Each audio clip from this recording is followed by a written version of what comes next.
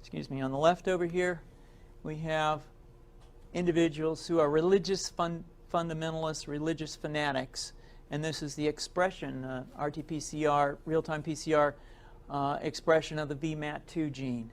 Over here, we have individuals.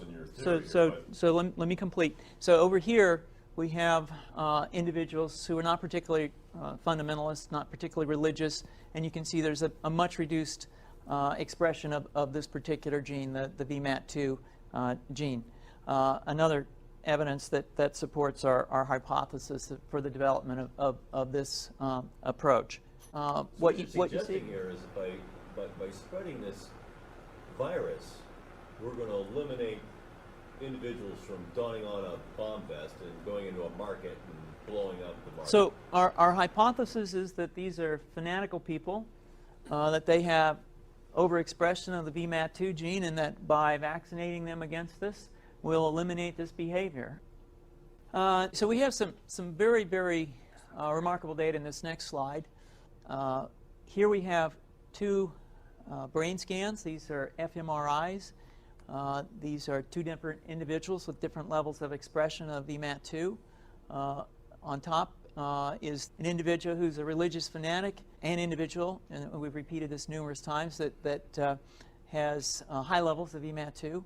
Now, this individual down here who had low levels of the VMAT2 gene, this individual would self-describe as not particularly religious.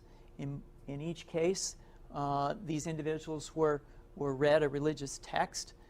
This individual lit up the right middle frontal gyrus, shown here, and that's a part of the brain that's associated with theory of mind. It's a part of the brain that has to do with intents and beliefs and desires.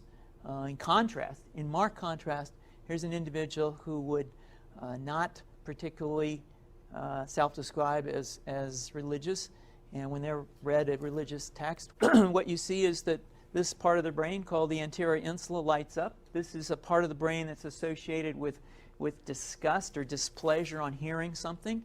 So you're suggesting I take a CT scan with me when I'm evaluating people to determine whether I put a bullet in their head? So the data that I'm presenting here supports the concept that we're proposing, and I think that we would not propose to do CT scans or fMRIs on individuals out in the hinterlands of Afghanistan. The virus would immunize against this VMAT2 gene, and that would have the effect that you see here, which is it's essentially to turn a fanatic into a normal person. And we think that will have major effects in the Middle East.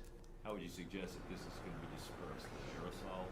Well, so the present plan and the tests that we've done so far have used respiratory viruses such as flu or rhinoviruses, and we believe that that's a satisfactory way to get the exposure of the largest part of the population. Most of us, of course, have been exposed to both of those viruses, and we're quite confident that this will be a very successful approach. This is fascinating. What's the name of this proposal? Yeah, so the name of this project is FunVax, which is the vaccine for religious fundamentalism. And you have a proposal already? The proposal has just been submitted, and I think that the data that I have shown you today would support the development of this project, and we think it has great promise.